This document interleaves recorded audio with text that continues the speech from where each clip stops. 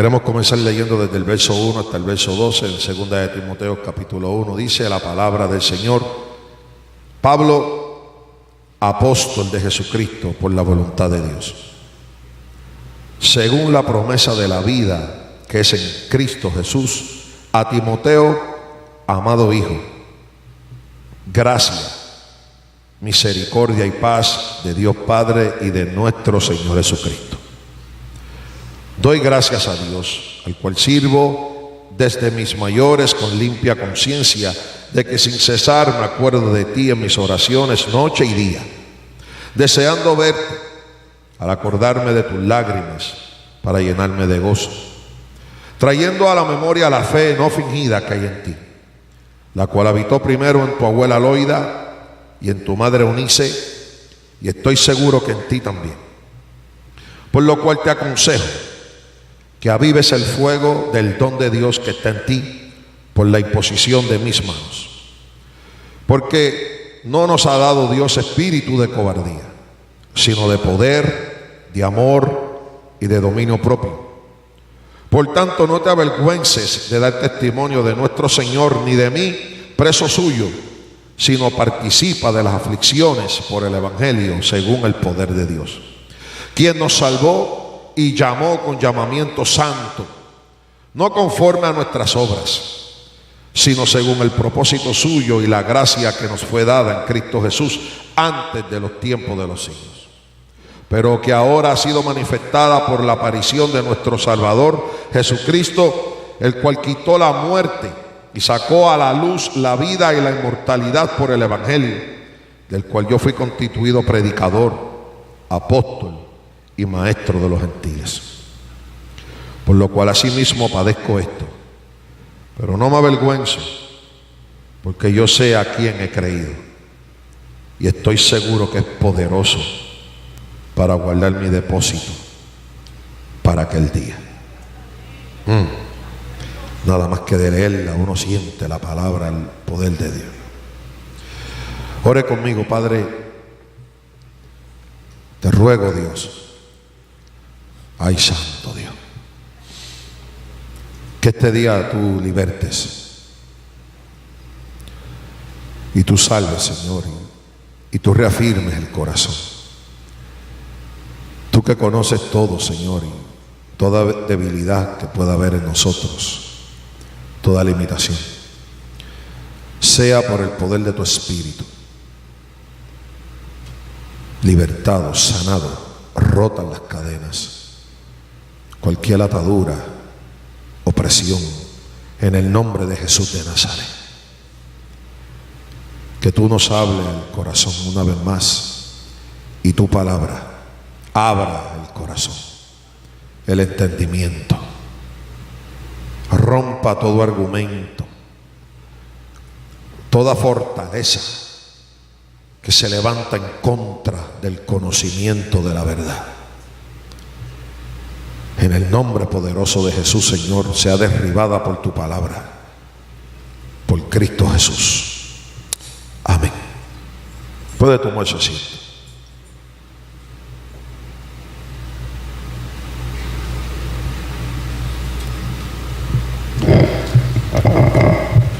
Este pasaje es hermoso. Yo quisiera que en este día todos me prestaran atención, bien detenidamente. Yo voy a ir despacio. Yo quisiera que en su corazón usted esté bien atento a estas palabras. No es palabra mía, es palabra del Señor. Porque yo tengo confianza en mi corazón y creo en el Señor sobre todo, que este día Dios va a romper con cadenas, con limitaciones y con cosas y trabas que puedan haber en el corazón. Dios habló a mi corazón a través de este pasaje, y yo sé que lo va a hacer lo va a hacer con usted también.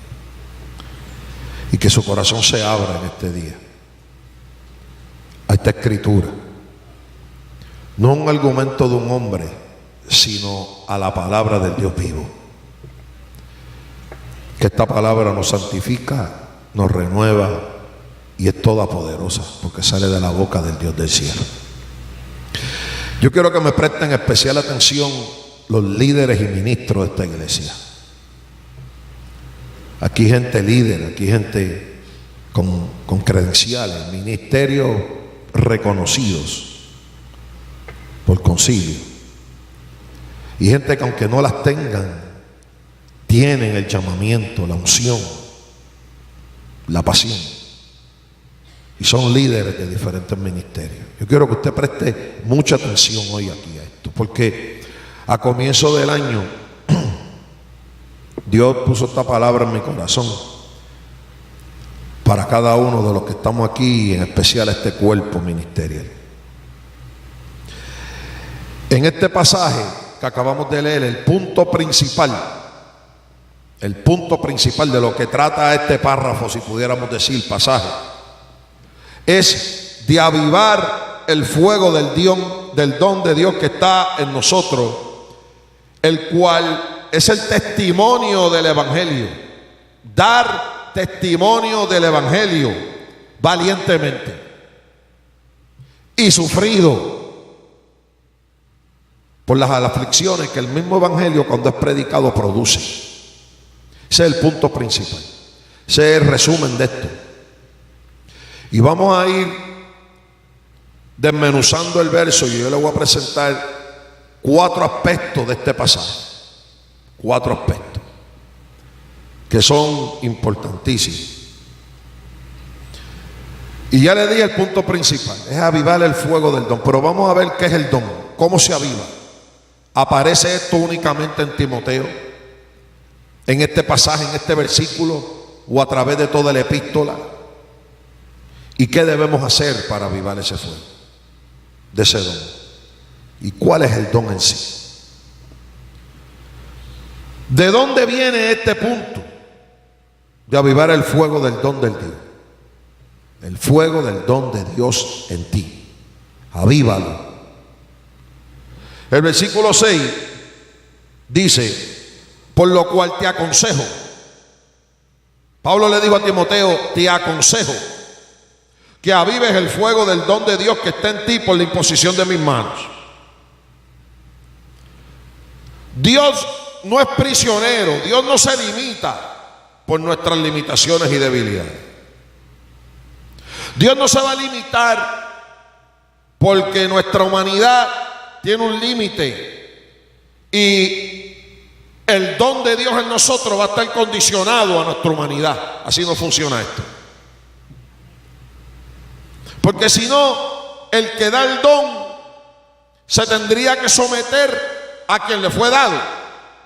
Y quien dio el don es todopoderoso y lo dio para un propósito divino, sobrenatural, especial, al que se lo delegó, al que se lo dio, al que se lo regaló.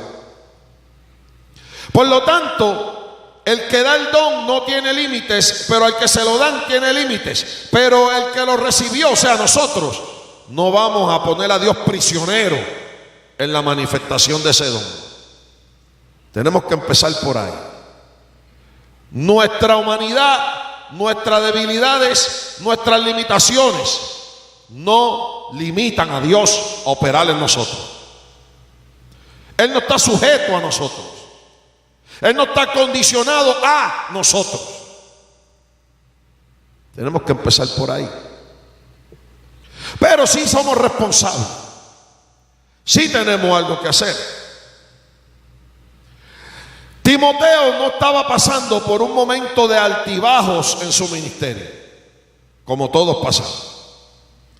Timoteo estaba manifestando una debilidad en él que era recurrente, era constante. ¿De dónde yo saco esto? Porque Pablo le dijo: te aconsejo.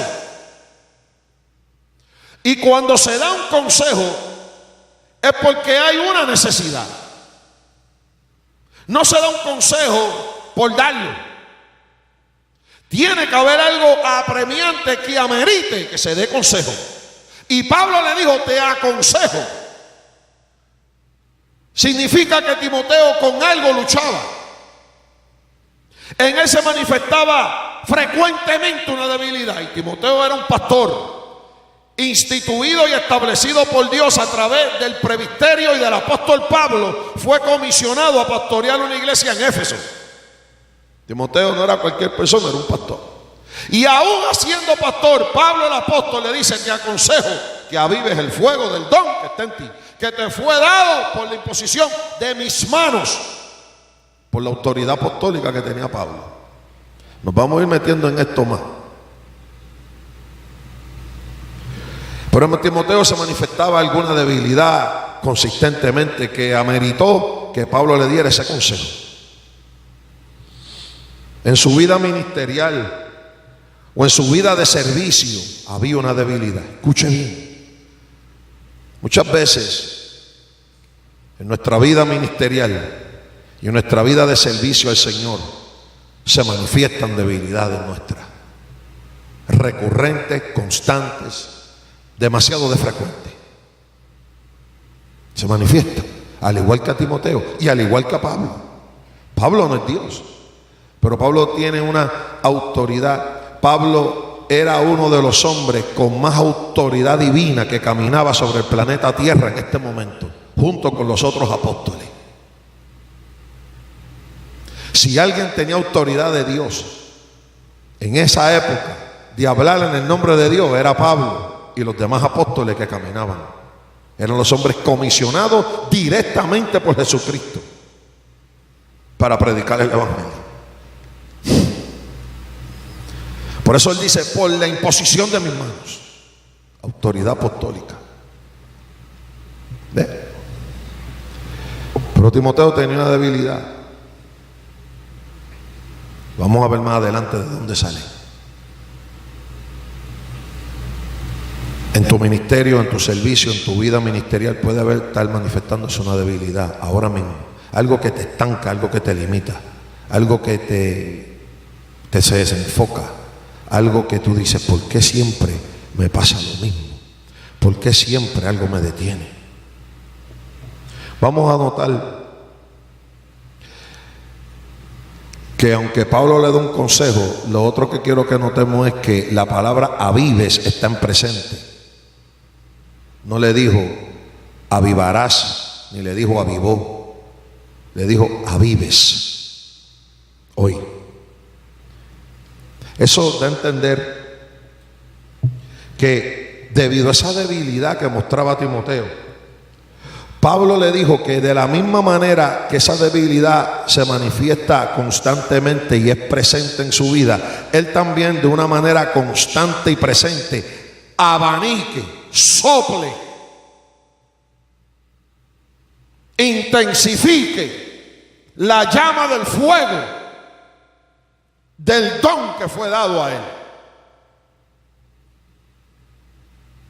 A veces se sopla eso, a veces se intensifica, sujeto a cómo nos sentimos, a ciertas circunstancias.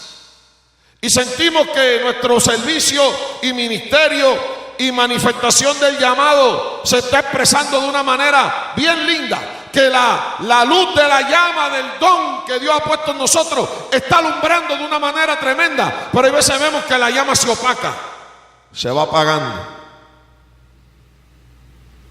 Perdemos noción de lo que está ocurriendo. Hay distracción. Empieza a manifestarse la misma debilidad. Lo mismo. Y llega la frustración. Y llega el desencantamiento. Y llega la decepción. Y llega la tristeza. El avivar el fuego debe ser tan constante como cuando se manifieste la debilidad. Si dejamos que esa debilidad en nosotros o esos hábitos que hoy en el nombre de Jesús se rompen, se manifiesten presentemente, constantemente, y el avivar el fuego es esporádico, es transitorio, es de vez en cuando, nuestra vida ministerial no va a ser tan exitosa como Dios quiere.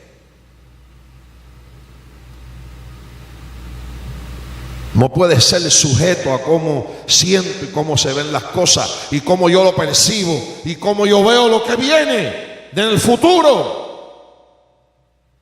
o cómo yo entiendo que las cosas van a ocurrir. Entonces, para yo estar en esa onda, si pudiéramos decir, en esa circunstancia, en esa situación favorable, entonces comienzo a hacer algo. No es así, porque si no el ministerio lo manipularíamos nosotros. El don fuera manipulado por el hombre.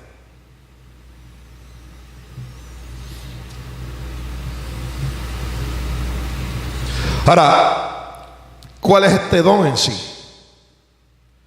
¿Cuál es este don del que Pablo habla? Cuando miramos el pasaje, lo dice. Quizá usted no lo había visto. A mí me tomó tiempos y años ver esto, pero está en el pasaje. El don no es lo que nosotros nos imaginemos. El don no es lo que yo creo que aplica a mi vida o lo que aplica a la vida del otro. El don está aquí en la escritura y en el pasaje. Mire cuál es el don.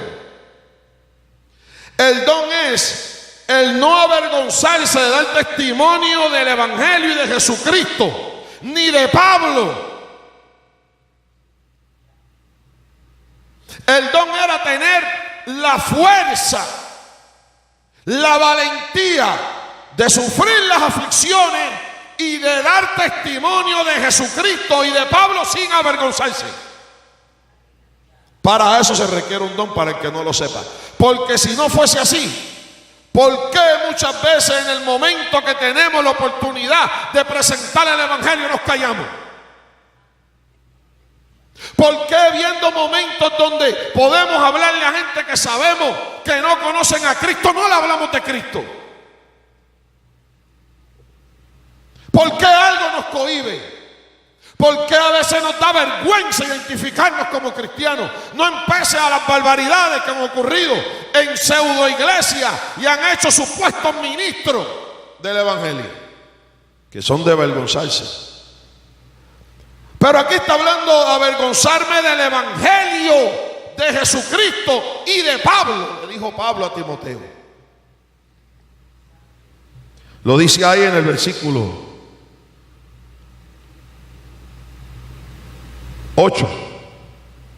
No te avergüences de dar testimonio de nuestro Señor ni de mí, preso suyo, sino participa de las aflicciones por el Evangelio según el poder de Dios.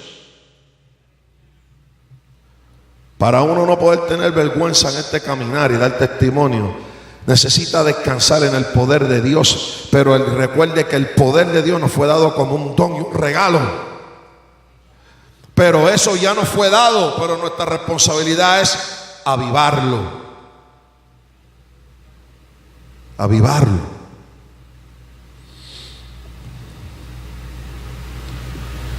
Timoteo luchaba con algo que le atemorizaba de alguna manera, que le detenía. Por eso Pablo le dijo: te aconsejo que lo avives. Algo le intimidaba posiblemente. Algo lo estaba limitando. Cuando estas cosas ocurren y nos pasa como a Timoteo, se comienzan a desarrollar hábitos y conductas y maneras de pensar que a Dios no le agradan, que no contribuyen a avivar el fuego del don. Por ejemplo, uno comienza a alejarse de las circunstancias de servicio, las oportunidades de servicio y de las circunstancias que puedan producir en nosotros vergüenza o puedan producir en nosotros algún tipo de sufrimiento, de aflicción, llámese menosprecio, rechazo, burla, escarnio, calumnia. Y nos cohibimos de hacer eso y nos avergonzamos. No lo decimos, pero realmente el silencio que hacemos es vergüenza y es conceder y ceder ante la presión que esa oportunidad de servicio nos pone de frente. Empezamos a alejarnos de ella, las evadimos, comenzamos a dejarlo por un lado. Eso no es conmigo, eso es con otro.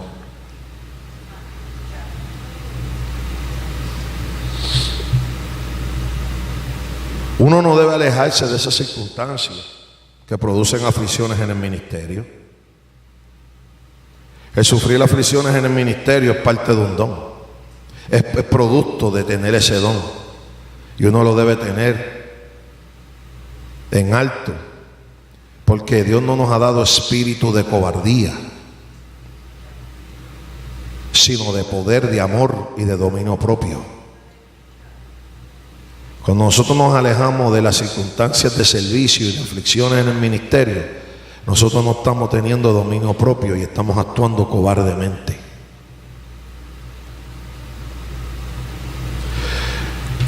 La parte final del verso 8 dice: participa de las aflicciones por el evangelio según el poder de Dios. Es el poder de Dios en donde va a reposar el que nosotros podamos atravesar esa aflicción. Uno las ve venir, pero uno por eso no corre, porque el que corre es cobarde. No se hace el loco, no se hace el indiferente, no cambia la cara.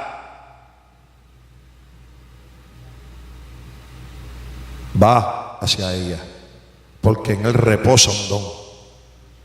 Y lo que te va a ayudar a pasar la aflicción que posiblemente veas es el poder de Dios en tu vida, que fue dado con ese don.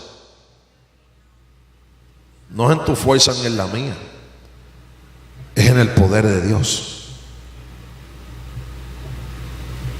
Pablo le dice a Timoteo que el depender del poder de Dios es lo que le va a hacer avivar el fuego del don, que ya le dije que es el don, que es hablar con toda sinceridad y dar el testimonio hablado y con la vida del evangelio.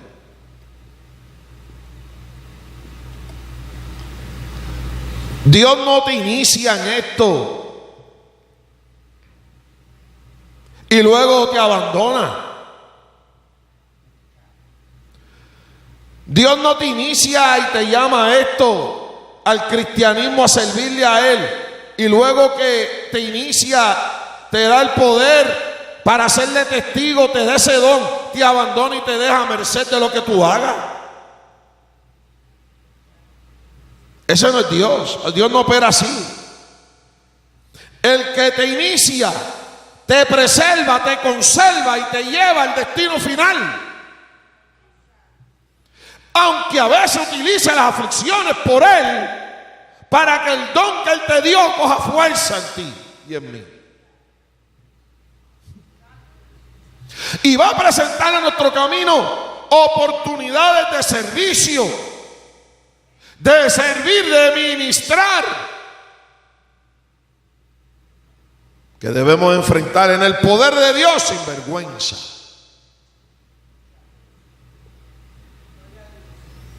Cristo usó una parábola y le dijo a un fariseo: un hombre descendía de Jerusalén a Jericó y cayó en manos de ladrones y fue herido y lo dejaron medio muerto. Estoy parafraseando. Y pasó un sacerdote y cambió la cara. Y pasó un levita y siguió de largo. Pero un samaritano se detuvo.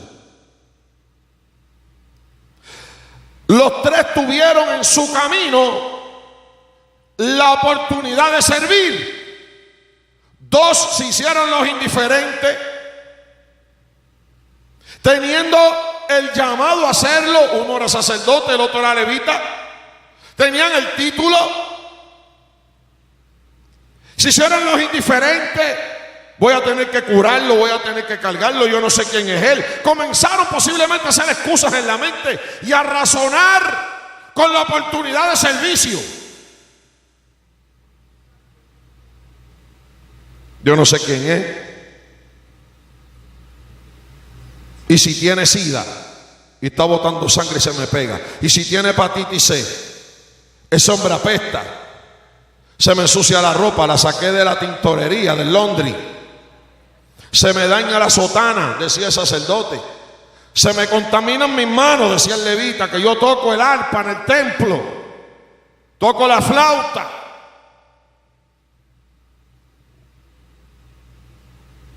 ¿Quién es este? Se lo habrá buscado. Quizás fue un esclavo que el amo le entró a palo por desobediente. Yo no voy a meterme en eso. Yo tengo que ir a casa. me espera el programa de televisión que grabé. Porque ahora yo no lo voy a montar en mi carro. Está sucio.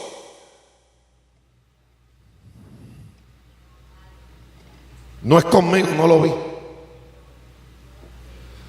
El samaritano se detuvo, se bajó, lo curó de lo que tenía, le untó vino para desinfectarlo, le untó aceite para darle un ungüento, para traerle un alivio, le trajo esperanza, lo montó en su cabalgadura, lo montó en su carro, lo llevó al mesón, pagó por él y le dijo al mesonero: yo vuelvo luego y lo que te debo te lo pago por él. Se endeudó por él.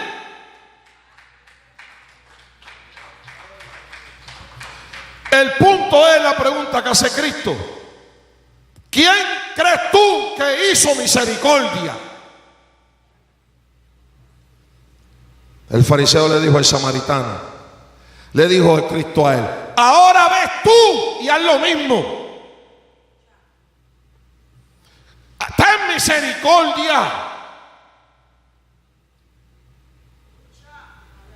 Pero esa misericordia requiere valentía ante la oportunidad que aparece en el camino de servir. Pero es bien fácil en nuestra mente crear excusas para no servir, porque me incomoda hacerlo, me saca de mi estatus, me saca de mi manera de ser.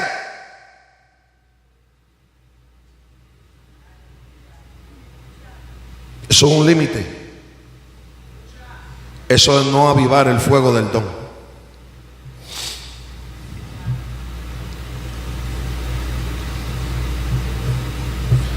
Eso no es aprender a depender del poder de Dios. Cuando uno trata con el poder de Dios y Dios trata con nosotros, nosotros no vamos a tener inmediatamente todas las respuestas y todas las herramientas en el momento. Si no, no se necesita poder de Dios. Lo que necesitan son recursos humanos.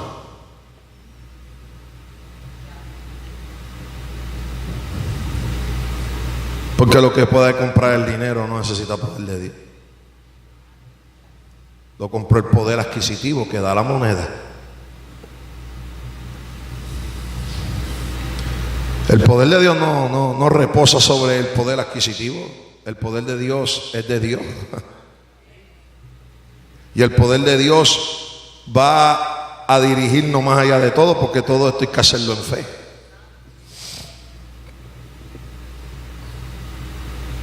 Dios no te abandona una vez te inicia en esto. Dios te va a sacar al otro lado. Ahora, ¿de dónde viene el don? Pues el don fue impartido, fue dado por la imposición de manos y profecía. Esto se encuentra en 1 Timoteo 4:14. Aquí Pablo vuelve a hacer referencia a lo que había dicho en 1 Timoteo 4:14. Le escribe a Timoteo en la primera ocasión y le dice: no descuides el don que hay en ti. Lo mismo. En 2 Timoteo es lo que le está repitiendo lo que le dijo en 1 Timoteo. Vuelve y le dijo en 1 Timoteo, lo único que en 1 Timoteo se añade un elemento que en 2 Timoteo no lo dice. Y él dice: no descuides el don que hay en ti, que te fue dado mediante profecía. Incluye ahora. Y dice: con la imposición de las manos del presbítero. Había un consejo de ancianos en el cual estaba Pablo, que pusieron las manos sobre Timoteo el día que lo comisionaron pastor. Pero Pablo dice aquí: el don te fue impartido mediante profecía. Dios le habló a un hombre capacitado por Dios, un hombre llamado por Dios, un hombre constituido por Dios apóstol. Dios le habla para que de la boca de Pablo salga la profecía, la palabra de Dios a Timoteo, donde lo instituyó pastor. No es una mera ceremonia. Cuando se celebran, los que han tenido la experiencia, las convenciones, y se aceptan personas y se comisionan personas al ministerio, se imponen las manos sobre ellos. Por eso uno no puede imponer las manos con ligereza, dice la Biblia. No seas rápido en imponer las manos, porque en la imposición de manos se imparten dones espirituales y ocurren cosas en el ámbito espiritual, sobrenatural. Uno no pone las manos sobre cualquiera, ni a lo loco. La Biblia lo dice, no sean ligeros en poner manos, porque hay gente ligera en poner manos. Se emocionan y ponen manos y hacen la imposición de manos, algo que les hace sentir en poder. Con el poder de Dios no se juega. Aquí Pablo está tocando un tema muy serio. Digo, este don te fue impartido a ti. Viene, la fuente es Dios, pero el vehículo fue la profecía y la imposición de manos. Cuando se imponen las manos sobre alguien para el ministerio, algo ocurre en el corazón. Yo he visto gente que tiene un temple fuerte, gente de no mucho llorar o expresar emociones. Cuando llega ese momento en sus vidas, que Dios llama a gente con diferentes temperamentos. Dios llama a gente que llora mucho, pero Dios llama a gente que no llora mucho. Porque necesita personas de todo lugar, en todo de temperamento. No se equivoque. El temperamento no te hace, no te califica o te descalifica para el llamamiento. ¿Ve? Pero cuando personas de un temperamento fuerte que yo conozco, que son personas que tú ves que no son de mucho expresar, llega ese momento en sus vidas donde se le impone las manos y se le imparte el don del fuego del don de Dios, lloran, hermano, porque algo ocurre dentro de ti que es sobrenatural. Y Pablo se lo dijo a Timoteo en los versículos que leímos. Le dijo, porque me acuerdo de tus lágrimas. Pablo vio a Timoteo llorar cuando le impusieron las manos. Le dijo, me acuerdo de tus lágrimas, traigo a memoria tus lágrimas. Pablo lo vio llorar cuando aquello ocurrió en su vida.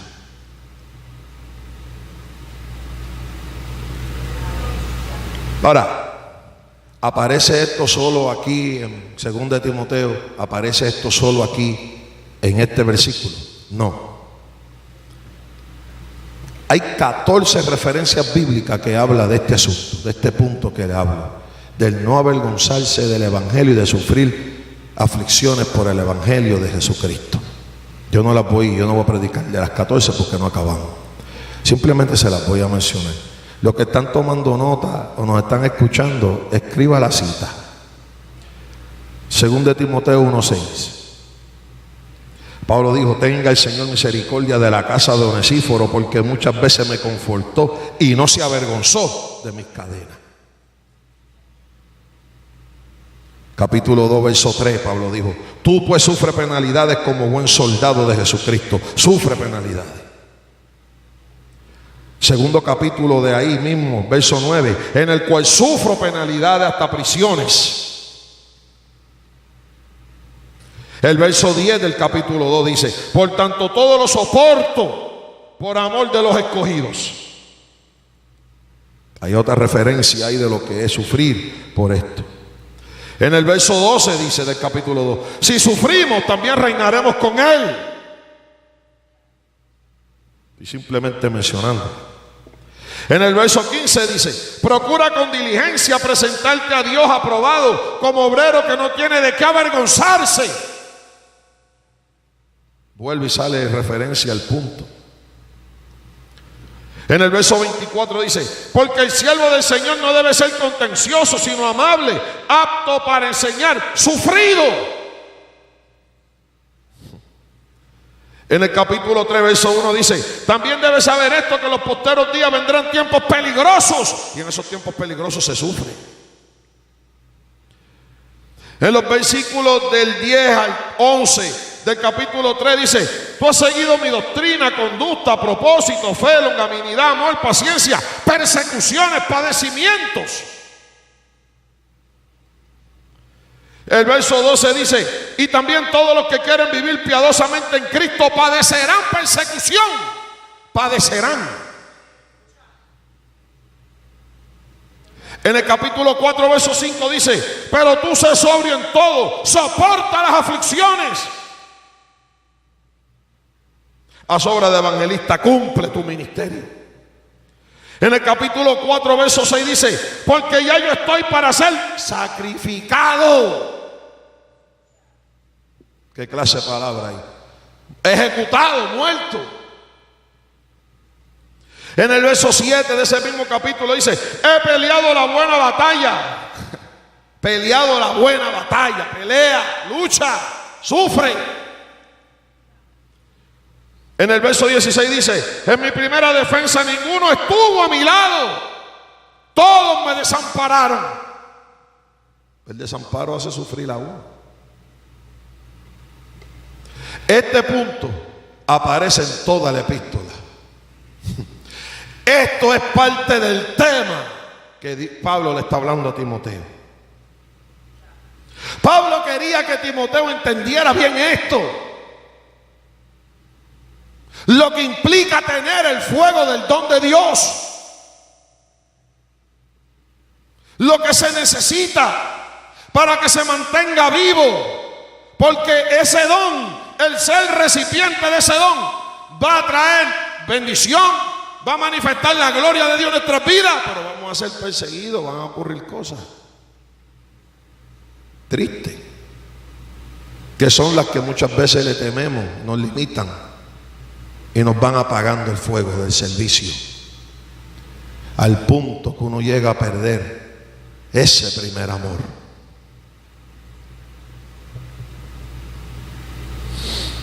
¿Cómo se aviva el fuego? Es el tercer punto. Ya voy acabando. ¿Cómo? ¿Cómo se aviva el fuego de Dios en nosotros? Eso lo vemos en el capítulo 2 de 2 de Timoteo, verso 1. La respuesta la da la Biblia. Muchas veces cuando se predica de este pasaje se alegoriza mucho, se le pone mucho imaginación o mucho parecer del predicador. Lo que al predicador le parece que es, como que eso es lo que termina predicando. Pero el texto, la epístola, la Sagrada Escritura dice, cuando usted mira el pasaje en su contexto bíblico, él mismo se está contestando, él da la respuesta. En el capítulo 2, en el capítulo que le sigue al pasaje que empezamos a leer, en el verso 1 dice, tú pues, hijo mío, esfuérzate en la gracia que es en Cristo Jesús. Se requiere un esfuerzo para avivar el don. ¿Cómo se aviva el don? Tiene que haber un esfuerzo. Cuando usted, el 2 viene después del 1, ¿verdad que sí? Cuando usted lee el 1, usted va a entender por qué en el 2 él comienza diciendo eso. Y cuando usted lee por qué él dice fuérzate en relación a lo del fuego del don del Dios que está en ti. Y la explicación del que le dije que no te avergüences de dar testimonio de Cristo ni de mí. Y no huya de los padecimientos de esto. Por eso él le dice fuérzate en la gracia. El don de Dios que fue impartido en tu vida y en mi vida de parte de Dios por la imposición de manos no se aviva solo, porque ese don fue dado perfecto y total. Quien tiene que esforzarse para que el beneficio, la eficacia de ese don se manifiesta en nuestra vida y podamos ser de utilidad dentro del cuerpo de Cristo, que es para que donde ese don se tiene que manifestar, requiere un esfuerzo nuestro. Por eso Pablo le dijo a Timoteo, pues tú, hijo mío, esfuérzate en la gracia. A veces creemos que porque es gracia no requiere ningún esfuerzo. Todo fue dado por gracia, el don fue dado por gracia. Ya mismo a la conclusión vamos a ver esto más claro. Pero no porque por gracia nos exime de una responsabilidad y de un esfuerzo, de algo que hay que hacer. El don no nos fue dado por obras que hicimos, fue dado por gracia, pero una vez se recibe, hay que esforzarse.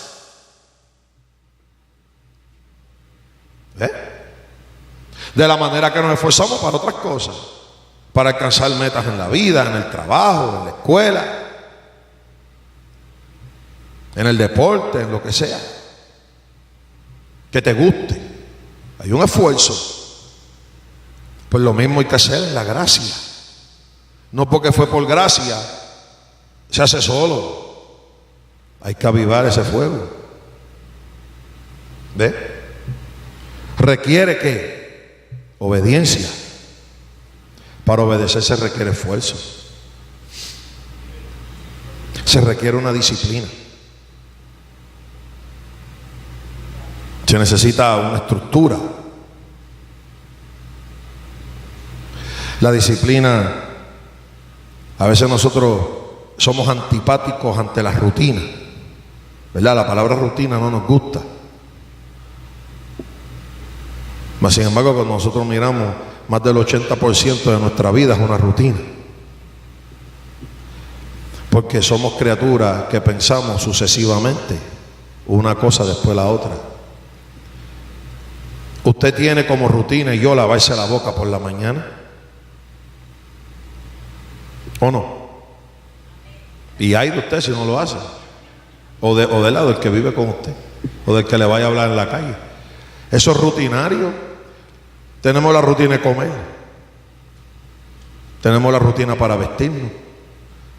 Hay gente que se pone las medias antes que el pantalón, o las medias después del pantalón. Es su rutina.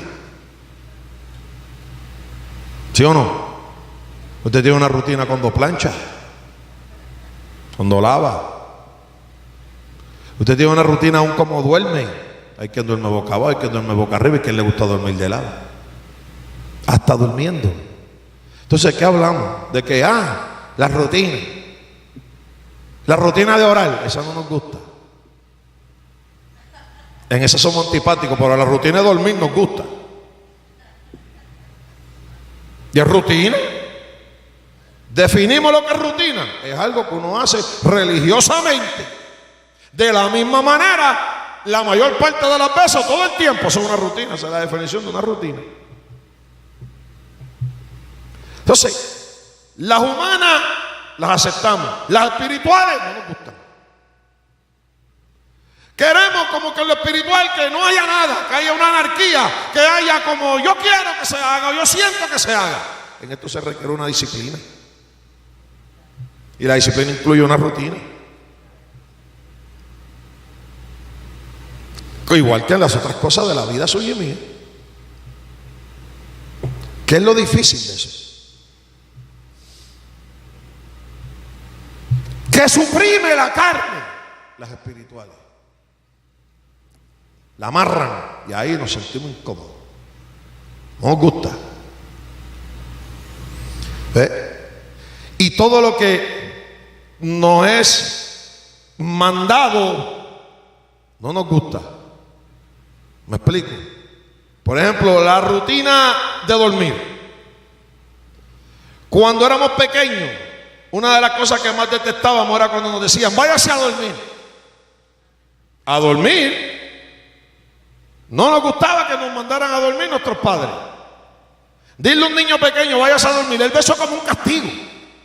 Y tú lo estás mandando a dormir. Y él se siente castigado. Fíjate lo que... ¿Sabe? No es que el dormir sea castigo. Es que los están mandando a hacerlo. Cuando tú le dices a un niño, come, tú tienes que mandarlo a que coma, que se alimenta. Y él lo ve y pelea y cierra la boca. ¿Sabe por qué? Porque le he mandado. No es porque comer sea malo.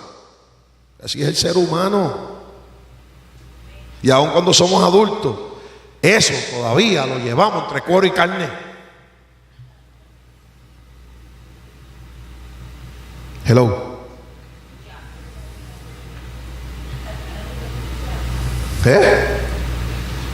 Cuando nuestros padres nos decían algo para nuestra seguridad, no te trepes ahí, no te trepes ahí, no le metas el dedo a eso que te va a dar corriente. Lo hacíamos con coraje porque me lo mandó. no vemos que nos está asegurando, es que es mandado.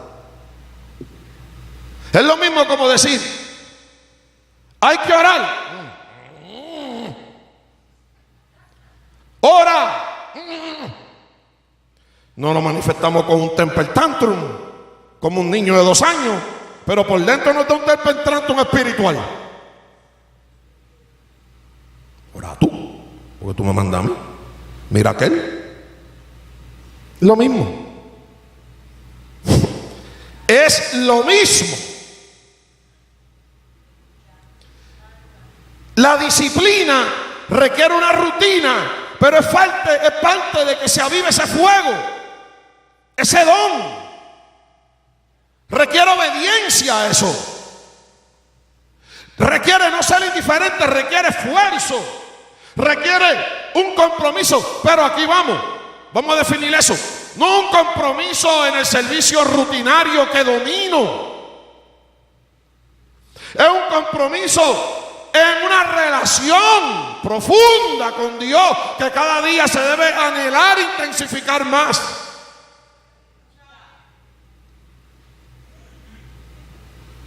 Gloria a Jesucristo.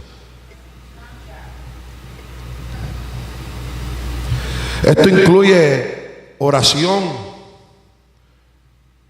no la rutinaria. Vuelvo a lo mismo. Es una con una humildad. Es una que provoque el quebrantamiento. Que provoque el quebrantamiento en nuestra vida. Que provoque lágrimas. Que provoque ese fuego. ¿Ve? Termino. ¿Cómo lo hacemos? ¿Cómo hacemos y tomamos lo que el Espíritu le dijo a Pablo para Timoteo? ¿Cómo tomamos eso para nosotros? Es el cuarto aspecto. Hay 3 cosas que tenemos que hacer, por lo menos que yo veo en el verso. De esto hay partes en este pasaje donde no se comenta mucho, y si alguien ha comentado en esto que ha escrito algo, pues yo no lo vi y no lo he visto. Pero hay 3 aspectos importantes en esto para tomar lo que el Espíritu le dijo a Pablo para nosotros. Primeramente, Pablo está hablando de algo aquí muy importante en el versículo 4 y el versículo 5. Él dice, escucha esto es bien importante. Le dice, deseando verte al acordarme de tus lágrimas para llenarme de gozo. Dice, trayendo a la memoria la fe no fingida que hay en ti, la cual habitó primero en tu abuela Loida y en tu madre Eunice, y estoy seguro que en ti también. Pablo está hablando, número 1, de una fe auténtica. Tenemos que tener una fe auténtica. Pablo le dijo, yo estoy seguro que tú tienes una fe auténtica. Timoteo, tú tienes un llamado, tú tienes un don, tú tienes de Dios. Yo estoy seguro que eso está en ti. Pablo no estaba indeciso. Pablo le dijo, tú tienes una fe auténtica, sincera. Necesitamos esa fe sincera, genuina, no una fe intelectual, no estar convencido de algo que nos hace sentido y llamamos el resultado de ese pensamiento que es producto de un análisis que hemos hecho fe. Eso no es fe. Eso es un pensamiento producto de un análisis. Eso es una cosa, fe es otra. Fe, la base fundamental de la fe es la convicción de lo que no se ve, la certeza, la seguridad de lo que no está ahí, en manera tangible, entendible por la lógica y el análisis. Ese es el fundamento de la fe. Fíjate cuán distante está eso, la definición bíblica de fe, al producto del pensamiento analítico y lógico del hombre. Muchas veces llamamos fe lo que me convenció, porque a través de la razón me hizo sentido. Tengo fe. Eso es una fe intelectual. Eso no es fe auténtica. ¿Cómo se sabe? Cuando llegan las aflicciones, no tiene babilla, no tiene fundamento. Cuando llega el momento de dar testimonio de Cristo o de alguien que por el testimonio de Cristo padece, hay vergüenza.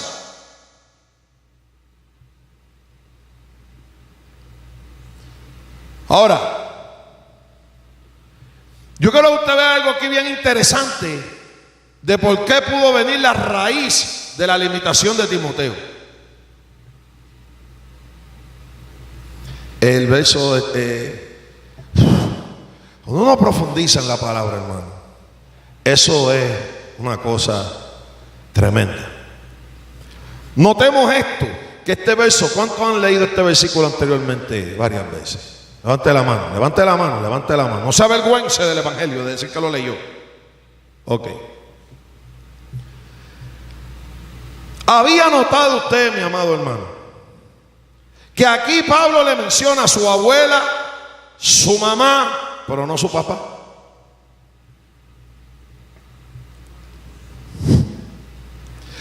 Timoteo fue un mamá boy.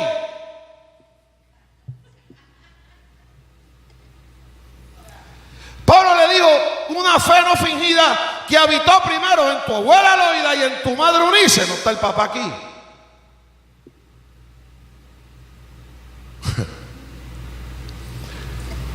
Cuando el padre es cabeza del hogar y el padre debe ser el que imparta y enseñe los fundamentos y los valores en la casa junto con la mamá, pero el papá tiene que tener un papel importante, significativo en eso. El papá de Timoteo no tuvo ninguna influencia ni papel relevante en su vida espiritual. No fue reconocido por el Espíritu Santo, que conocía al papá de Timoteo bien. Por eso cuando inspira a Pablo, no le pone en la boca a Pablo mencionarle al papá, porque el papá de Timoteo no tuvo una relevancia en la vida espiritual de Timoteo. Fue la abuela y la mamá. Quien influenció espiritualmente la fe a Timoteo fue su mamá. Y su mamá le influenció, la mamá de su mamá, es la abuela.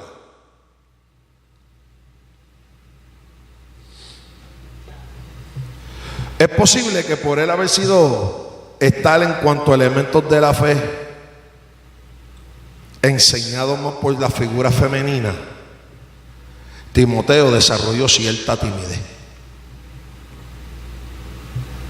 Por eso Pablo le dice en toda la epístola y desde primera de Timoteo, le insiste: aviva el fuego del don que está en ti, no te avergüences y sufre penalidades. Cumple tu ministerio. Hay cosas que se desarrollan por elementos que faltaron en nuestra niñez, que llegan con nosotros a la ejecución del ministerio.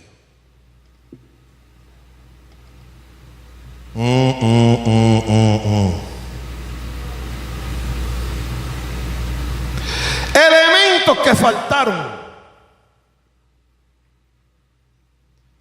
La figura paterna que influenciara a Timoteo espiritualmente no estuvo en la vida de Timoteo.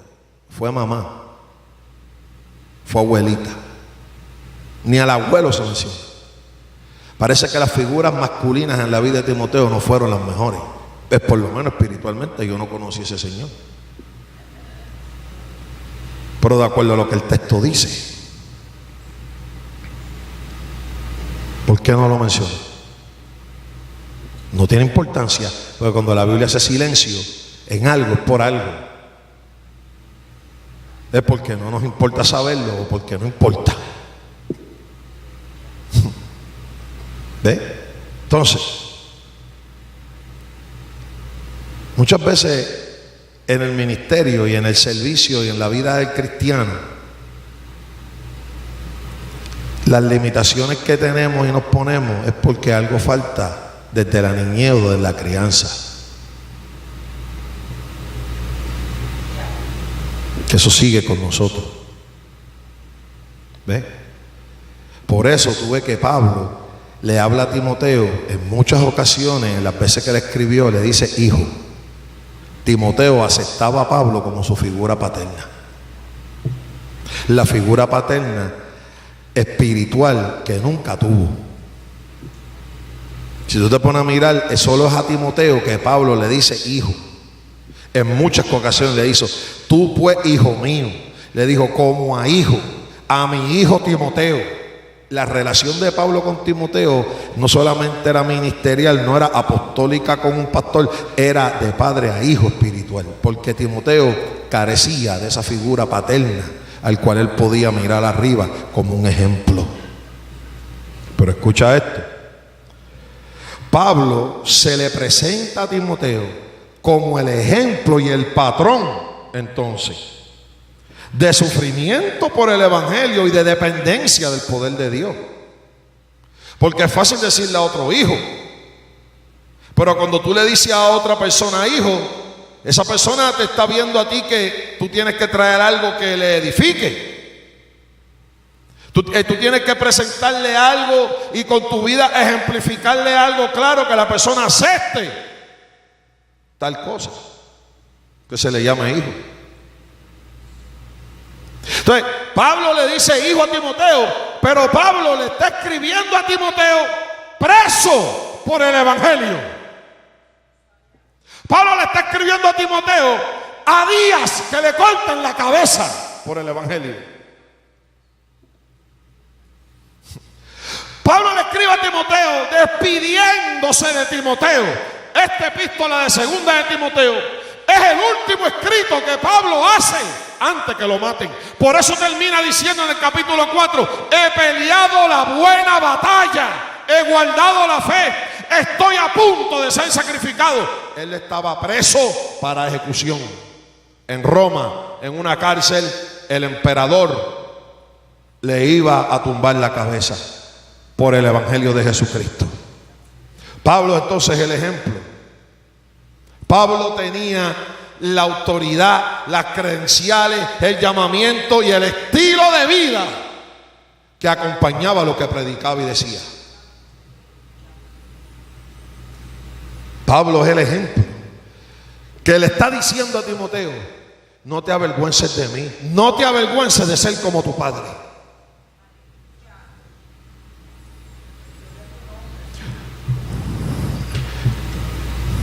Cuando el Señor me llamó, yo comenzaba en el ministerio. Yo fui bendecido mucho. Lo digo con humildad. Porque Dios me puso al lado de hombres y de mujeres que el testimonio y el ejemplo de lo que era el evangelio. Yo digo, con respeto a todos los que me puedan escuchar, que de esa cepa ya quedan pocos. Hay gente que Dios hizo el molde y cuando se fueron se acabó ese molde. Créame, hermano, yo vi hombres y mujeres que me enseñaron a mí esto, no por decírmelo, porque hay cosas que por más que te las expliquen por la Biblia, tú no las vas a entender. Es en la ejecución, es en enrollarse las manos y hacerlo, punto, y se acabó.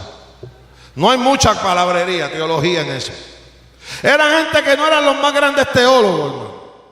No eran los más grandes elocuentes. Pero yo vi a esa gente hacer cosas por almas y por el evangelio de Jesucristo que ya no se ve. Y yo vi a esa gente. Y luego ellos me explicaban por qué lo hicieron. Y yo lloraba de vergüenza que me daba, que yo no tuve el valor para hacerlo. Que yo no lo vi como ellos lo vieron, que yo jamás hubiera pensado eso, que yo no me hubiera atrevido. ¿Y sabe qué hizo en mí? Avivó el fuego del don. Porque yo empecé a orar y decirle: Señor, dame otra oportunidad, dame una oportunidad en mi vida donde yo me atreva, ayúdame. Y el Señor me ha dado muchas. Hay veces que la gente ve que se hacen cosas y dicen: eso que el pastor hace yo no lo haría. Y no lo haría por esto, por esto, por esto, por esto, por esto, por esto, por esto, por esto, por esto. Y no merita eso y yo no lo voy a hacer. ¿Y sabe qué? Tienen razón. Lógicamente tienen la razón del mundo. Por eso usted ve que yo no argumento con eso ni peleo. Porque la razón le da la razón. Pero el llamamiento es otra cosa. El fuego del poder de Dios en tu vida es otra cosa. Esto va por encima de las razones que podamos tener para no hacerlo. El llamamiento te lleva a hacerlo, sin importar las razones.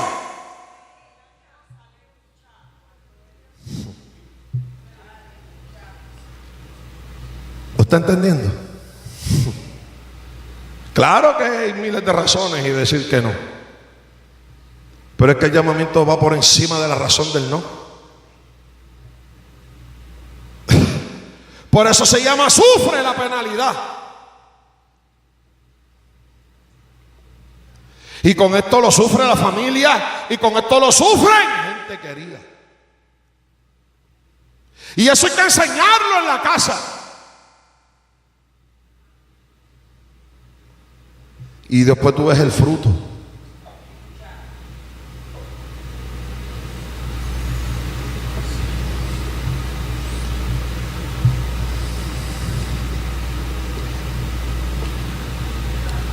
Pablo le dice a Timoteo, en el verso 11, le voy a leer el estándar que él puso, el modelo, cómo él se presentó como el modelo, en cuanto a esto que estamos hablando. En el verso 11 Pablo le dice, del cual yo fui constituido predicador. Preacher. Hoy día esa palabra es tan liviana. La palabra preacher se ha vuelto hasta comercial en la mente de muchos. Predicador. Ese es predicador. Mucha gente tiene un concepto de que ese es uno que habla mucho y no hace nada. Es la realidad que se vive en este tiempo. Por culpa de 4 o 5 charlatanes que tienen el título pero no tienen el llamado. Que son profesionales de púlpito. Gente sin unción para ministrar de la manera que Dios manda.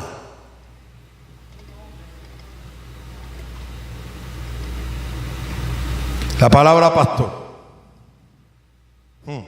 Eso se ve, está mal. Profeta. Cuidado que viene el profeta. Cuidado que viene el profeta. Se dice ahora. Cuidado que viene el profeta. Cuidado. O sea, hará ser profeta, hay que tener cuidado. Cuando antes alguien era profeta de Dios, la gente quería oír lo que el profeta tenía que decir. Hoy día hay tanto profeta que hay que tener cuidado. Evangelista, un listo que va a las iglesias y predica y se lleva la ofrenda. Que usan trajes elegantes. Que andan gritándole a la gente lo que tienen que hacer y ellos son unos buscones. Así se define evangelista hoy día. Ahora es apóstol. El apóstol tal, la apóstola tal. Mi alma alaba a Dios.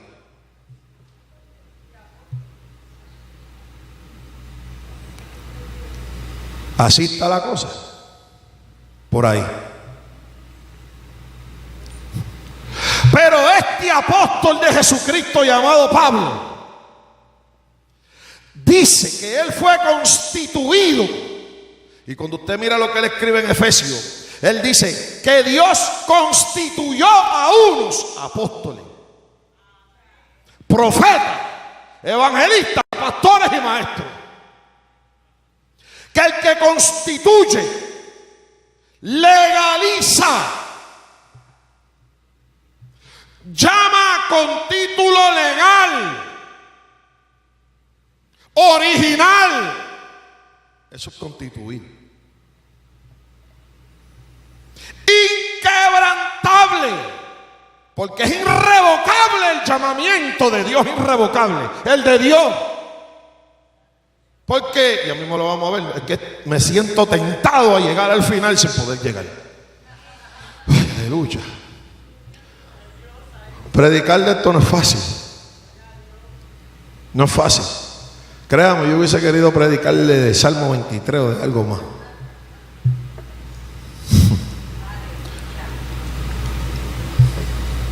Él dice, de lo cual yo fui constituido predicador. Predicador primero, mire. Apóstol y maestro de los gentiles. Dijo predicador primero y después apóstol. Qué raro. Raro ahora. Ahora es al revés. Apóstol y después predico. Pablo dijo, yo predico y soy apóstol.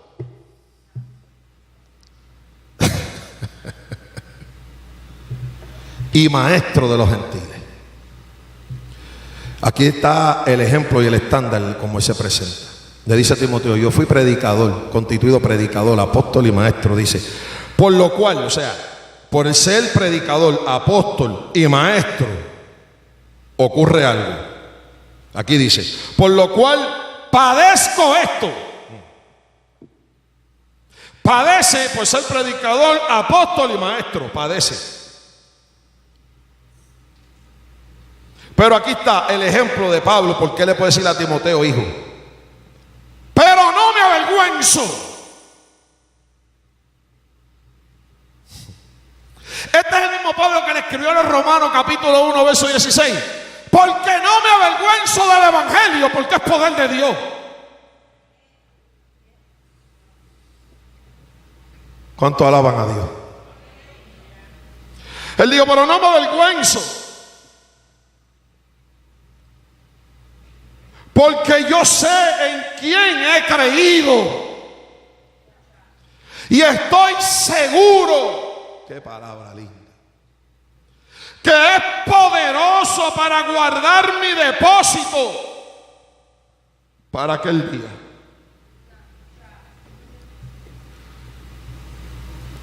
Lo que Pablo dice es esto, en arroz y habichuela. Timoteo, mi vida no ha sido fácil por predicar el evangelio, pero no me avergüenzo.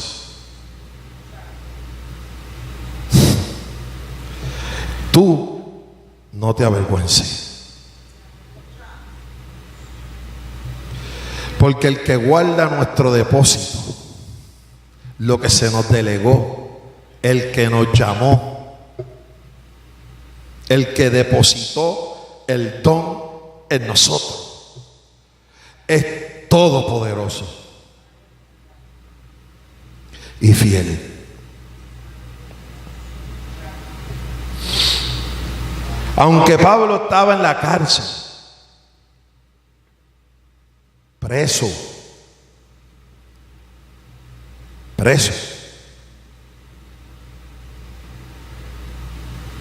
no se avergonzaba.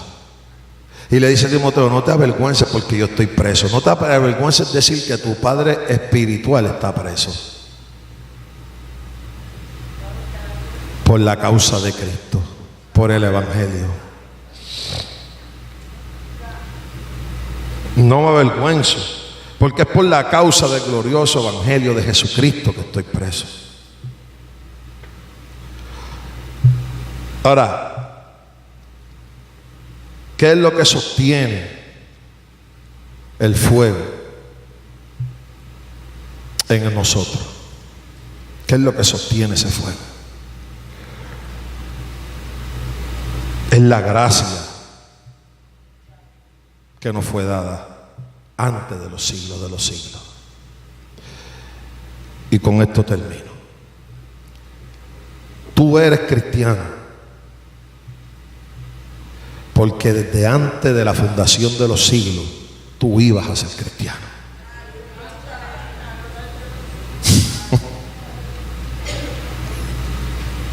No, eso fue porque yo decidí.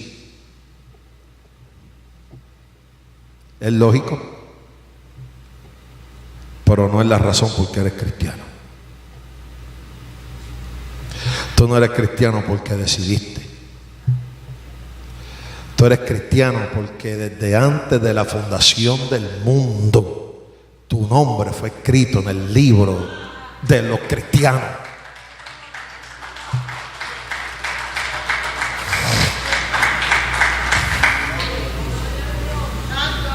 El día que decidiste fue el día que dijiste sí al llamado que se te hizo, porque no se te violentó la libertad a decidir.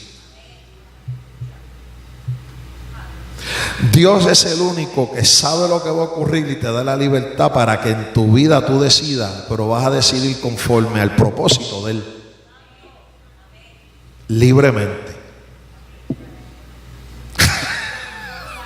Ese se le fue por encima de las malangas, como digo yo. Esa no la vio venir. Dios nos da la libertad de decidir, pero va a ser conforme al propósito que Él estableció. Pero Él no te va a obligar en la decisión. Pero Él sabe ya lo que vas a decidir. Y la decisión va a estar en armonía con el propósito con el cual Él diseñó. Él es el único que puede hacer eso. Pero nosotros queremos saber más que Él. Y nos sentimos más cómodos diciendo: yo tengo el control remoto. No lo tiene Dios. Usted y yo no tenemos el control remoto. Usted tiene el de su casa y cuando se le daña la batería se tiene que parar a darle al dedo ese. Dios no corre con batería. Dios es todopoderoso.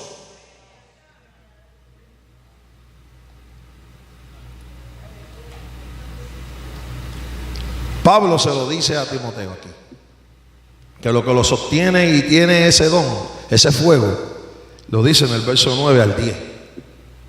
Esta es la espina dorsal del pasaje.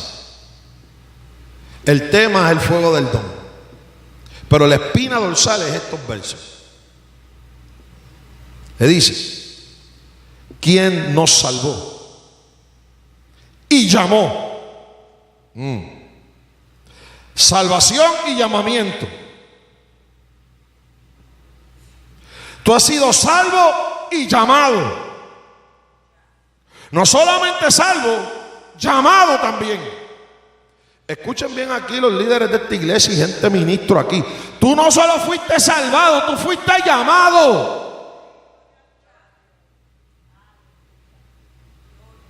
Escúchame bien, hermano que está aquí.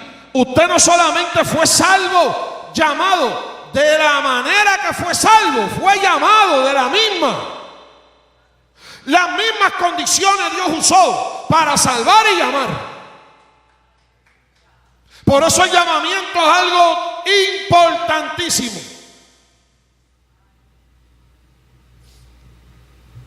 Salvó y llamó con llamamiento santo. No conforme a nuestras obras, sino según el propósito suyo.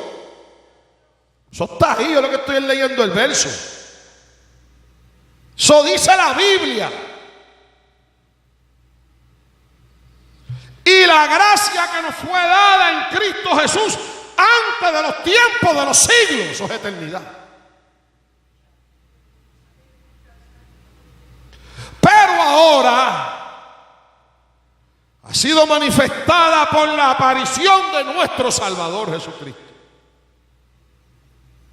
quien manifestó eso y lo hizo visible en la aparición de Jesucristo, el cual quitó la muerte y sacó a luz la vida y la inmortalidad por el Evangelio. Esta noticia que se habla y se predica, que se llama Evangelio, es lo que hace real a Cristo en el corazón del hombre. Y una vez ocurre la muerte, es quitada y aparece la luz de Cristo en el hombre.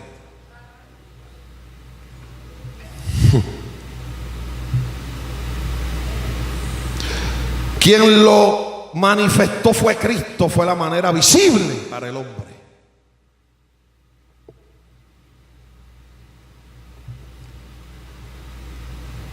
Pero lo que sostiene el fuego es la gracia con la cual fuiste salvo y llamado.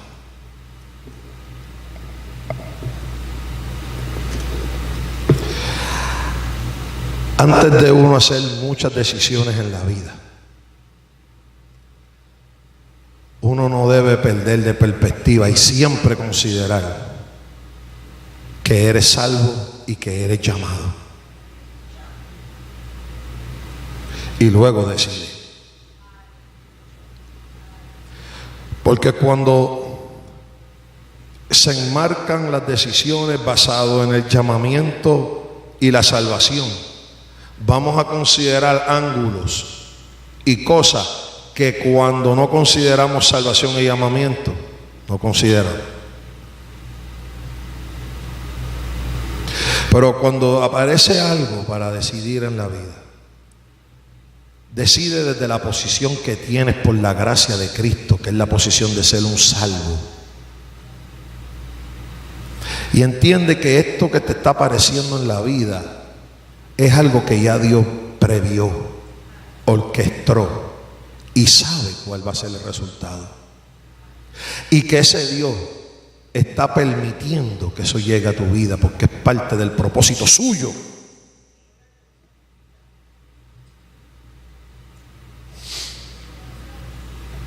El grande Dios no es nuestro conocimiento. Nuestro conocimiento nos ayuda a entender a Dios, pero no es más grande que Dios.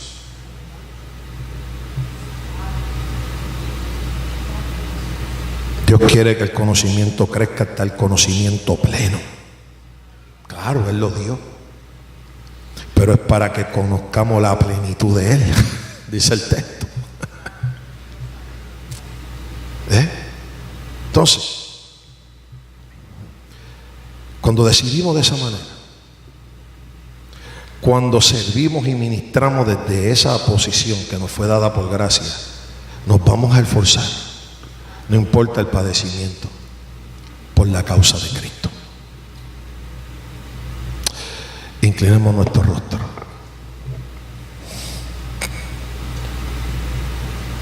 Si hubiese alguien que quiere darle hoy su vida aquí al Señor, que oyó este llamado y va a decir sí, que hoy es el día de decir sí y responder al llamado, un llamado que es irresistible el día que se te hace.